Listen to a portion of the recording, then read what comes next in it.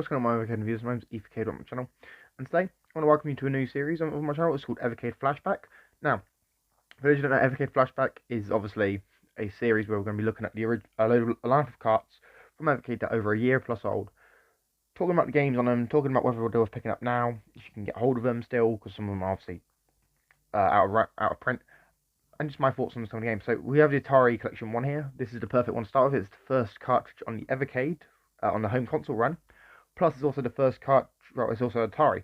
Atari is known for making these terrible little flashback consoles. So, I think the box art looks pretty nice. Obviously, you've got the centipede in the middle with a few of its other games on the sides. If you turn it around, you've obviously got the back, and obviously it includes some quite some good games, including 2600 version of Centipede. You know, it includes what's that? 7800 version of Alien Brigade. You've got 26 version of I think it's Asteroids. Yeah, Asteroids, I believe. Obviously, I know you got 2600 version of Missile Command, 7800 version of Ninja Golf.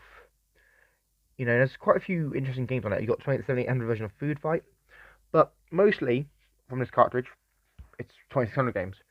Now, I'm not bashing 2600 games, but to a lot of people, early Atari games on the 2600 aren't really worth playing today because obviously they don't look as nice graphically, they don't sound as nice, and they're not really as fun. Obviously, games like Asteroids and whatnot, they're just mindless. You know, you just spin around, shoot in, or whatever. So they're nice and easy games. Food Fight's actually a really fun little little platforming sort of game. And you got obviously Alien Brigade, which is fun little it's like an early first. It's like a side-scrolling shooter, but obviously it's side locked and whatnot. And to me, obviously, if you're new to Evercade, the Atari this collection, and obviously to me, getting Atari Collection 1 on the Evercade is obviously, if you're going for a complete set, it's a must-have, it's a mandatory. But if you're just looking for some fun games to play, this collection is a lot more harder for me to recommend because some of the games are quite old. The games don't look as nice graphically because obviously I'm one of the people that's like anything pre-NES sort of just doesn't look that nice to me. But that's sort of, well, I remember I'm only 19, so my generation is great with all these like big 3D graphics, and you know we've got the Xbox, you know 4K, and we've got all that sort of stuff. And obviously these games are obviously really old. They're like 40 years old, so obviously they're not going to look as nice graphically. But do I recommend picking it up? I mean, if you go for a complete set, you might as well.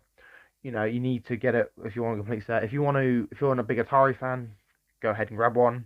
Makes sense too. It works on both the Evercade handheld and the Evercade VS, and it's also going to work on EXP, so that's going to be great. But if you're not really a fan of Atari and you know you're not really a fan of these really old games, you might as well skip out this card because you wouldn't be really missing much. That's just my opinions, guys. Let me know yours in the comments down below. Do you think Atari Collection 1 on Evercade is worth picking up today? Do you think it's not and you should just leave it? Let me know your thoughts in the comments down below. I've been Evercade. Like, share, subscribe, and I'll catch you next episode. Peace.